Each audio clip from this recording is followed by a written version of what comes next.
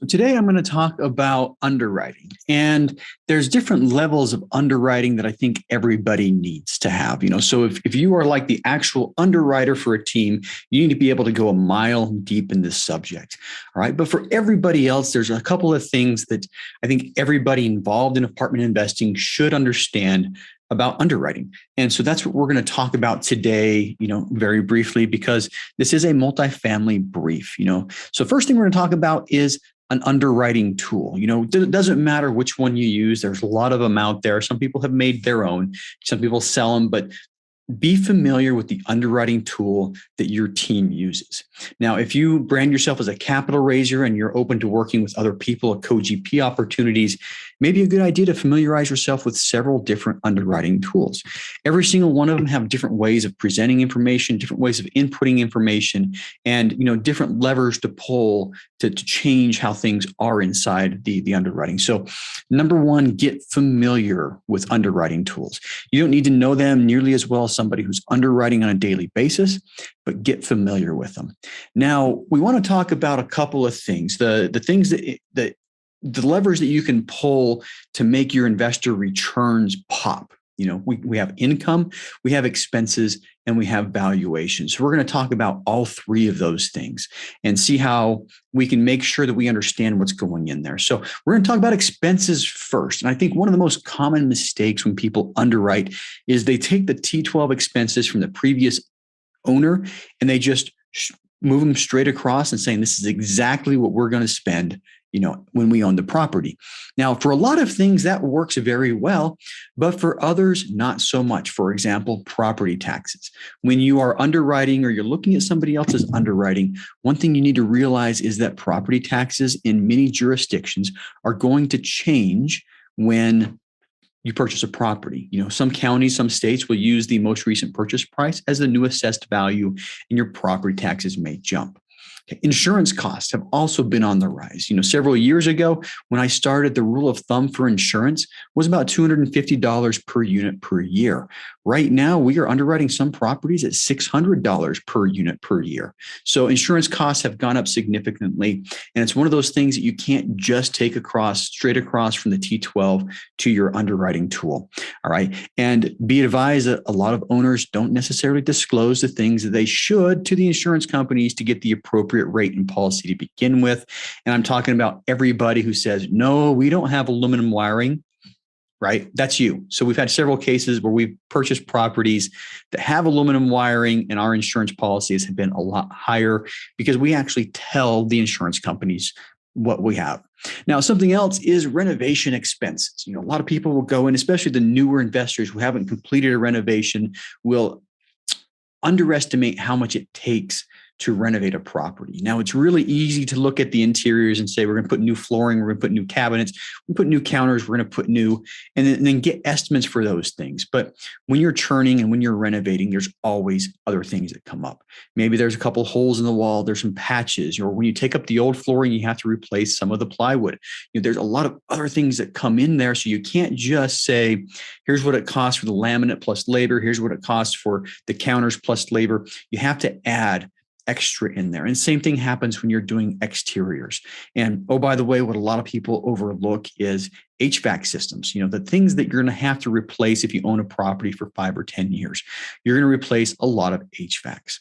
You're going to do a lot of roof repairs. You're going to do a lot of asphalt repairs. And a lot of these fall into the capital expense budgets. So you may want to plan for those and beef up your renovation budget from the beginning. All right. And now another one that's interesting is the payroll and management fees. Okay. Let me tell you, if a property is not being managed properly, you want to spend more in this area, not less. I see a lot of people who come in with underwriting thinking, we can cut payroll and management. Really? Can you? Well, if you cut payroll, if you cut the management, you're going to get worse management than the previous owner had.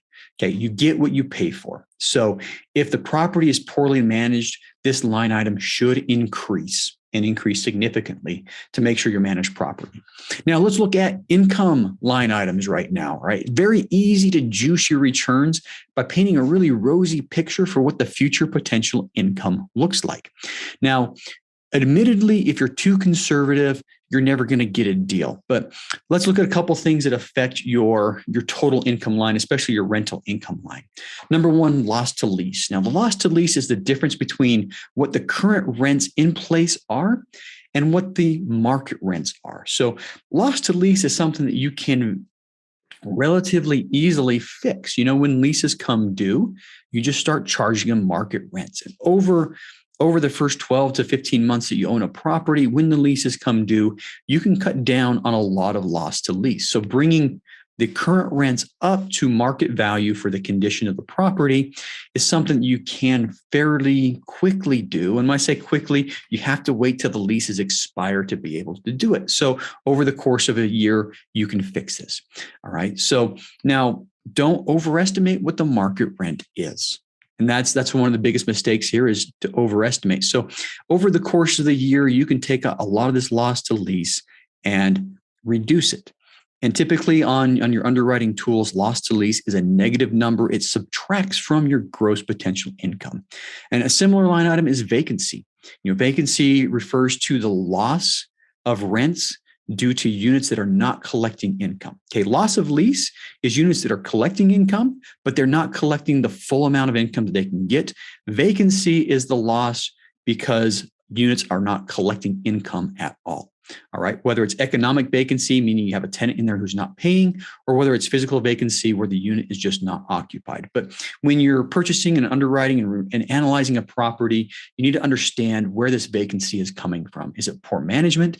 Is it significant deferred maintenance? Okay. Are the units actually rentable at the time? So if you're looking at a property that has a lot of vacancies, you need to ask some more detailed questions. Now, the next thing that I think people should look at is the rent growth. Okay, so when we talk about rent growth, we're talking about market. How much is the market rent going to grow over the next period of time? All right, and this is a really easy place to put in hey, I think rents are going to grow at 8% per year for the next several years. And it's a really easy way to make your returns pop. But are they really? Is the question. Is 8% per year sustainable? And if rents are growing at a high clip and income is not growing, I think that's a dangerous place to be when you're forecasting rents. So, in the last couple of years, most areas, because of the amount of money the Fed has put into the marketplace, most areas have seen 8, 10, 12, 15, 20% growth in some markets year over year, but that's not going to exist forever. So when you're underwriting, pay attention to what you're putting in as rent growth and be able to justify it. Why can you justify a certain amount of growth in the market rent? Now, the last thing we were looking at our rent income line. There's other income lines we're going to talk about, but renovations do matter. If you improve the property, you can put it in a different class. You can make it nicer and therefore be able to charge higher rents.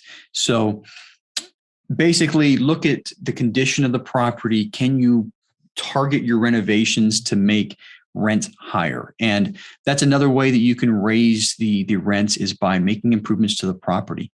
All right. Now, once again, underwriting, we look at our income lines. There's a lot of other income that we can put on there.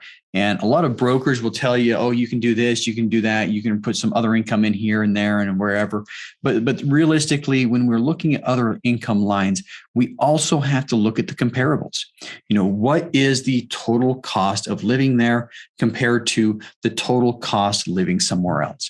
All right. A lot of the renters are fairly intelligent and they are going to look at the total costs and not just the rent amount and, oh my, I didn't know we were getting a utilities fee too.